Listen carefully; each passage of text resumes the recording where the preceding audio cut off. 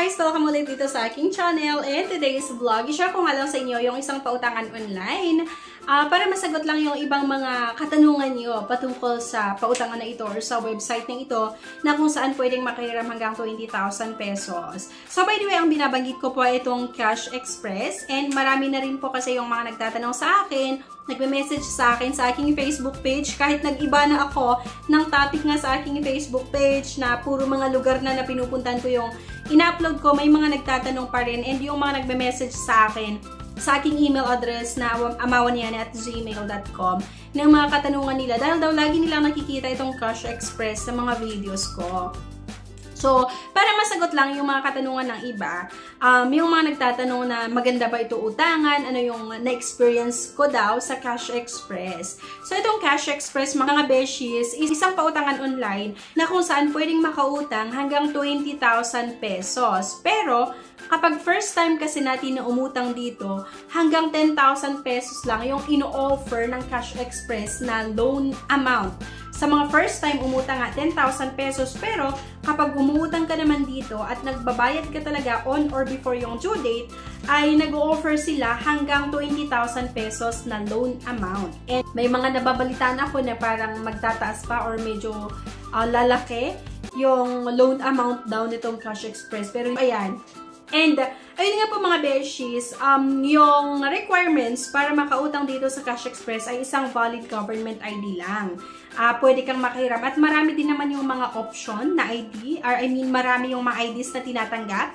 Kaya, mabilis lang makapag-provide ng requirements kasi isang valid ID lang.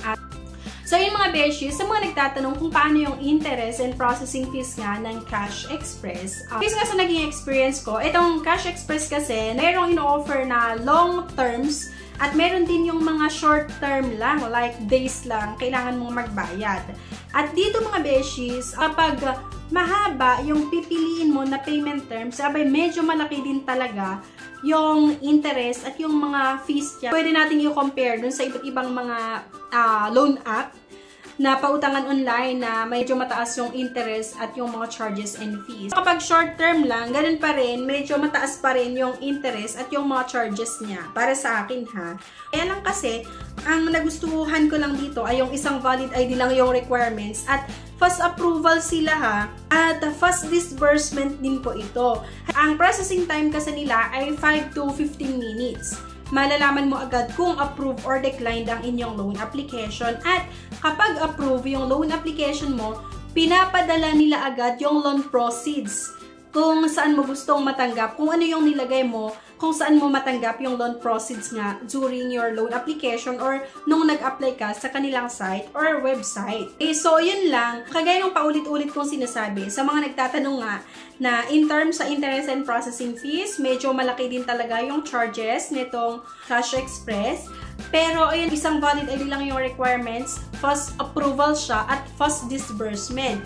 Yung tipong kapag na-approvehan yung loan application mo, 5 to 15 minutes, pinapadala din nila agad-agad yung loan proceeds. Kaya, pwedeng maasahan kung talagang kailangan natin ng pera. Pero, hindi ko kayo in-encourage na umutang dito, lalong-lalo kung uutang ka para lang sa luho. Para lang sa mga nagtatanong. And, kung sakali naman hindi talaga natin kailangan ng pera, hindi wag na kayong utang ng utang. Kasi, alam naman natin na kapag mga loan app or mga pautangan online, talagang matataas yung mga charges. So, yun nga dito sa Cash Express, may mataas na charges and fees. Pero, yun nga, fast approval and fast disbursement.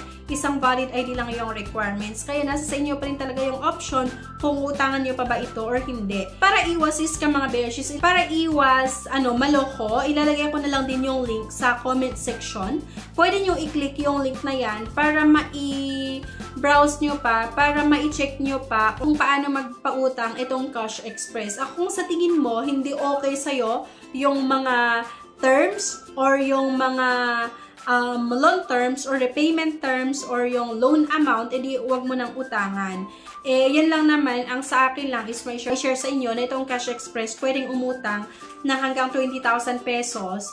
Kapag first time mo na umutang, hanggang 10,000 pesos lang yung pinapahiram. Pero kapag reloaner ka, at nakabuild ka ng good credit standing naman dito, nagpapahiram sila hanggang 20,000 pesos. Meron itong short-term loan, meron din itong mahabang payment terms na minsan inabot ng 3 months, ng 9 months. Kaya lang kasi sabi ko sa inyo, kapag mahaba nga yung pipiliin mo na payment terms, abay, asahan mo talagang malaki yung charges niya.